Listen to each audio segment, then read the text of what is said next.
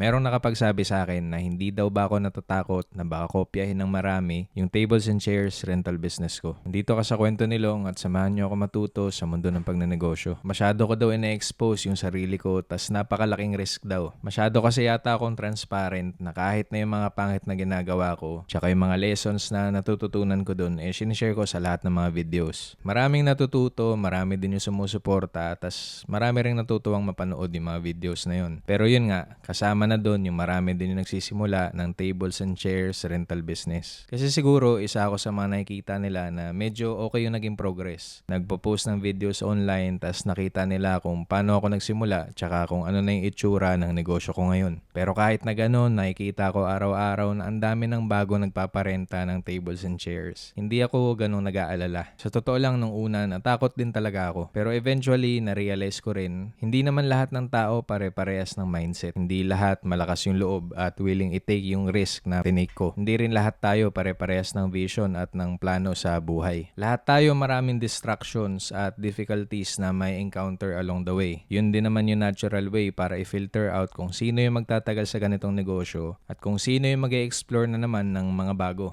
Kaya hindi rin ako natatakot kasi iba-iba naman tayo ng goal sa buhay. Mas lamang yung nakukuha kong benefit ng pag-share ko ng video sa social media kaysa sa risk na maraming gumaya. Sa totoo lang nakakatuwa tuwing merong nagme-message sa akin na nagsimula na din daw sila ng negosyo. At mas nakakatuwa kasi hindi lang sa tables and chairs rental business yung nai-impluwensyahan ko. Iba-ibang tao galing sa iba't ibang lugar tas iba-ibang negosyo din yung mga pinagagawa nila. At tingin ko dahil doon effective yung ginagawa ko. Universal yung lessons na sinishare ko, iba-iba lang yung application. Kaya ayun, mukhang maganda naman pala yung ambag ko. Mas lalong hindi ko titigilan na i-document yung mga natututunan ko sa journey ko sa pagnenegosyo.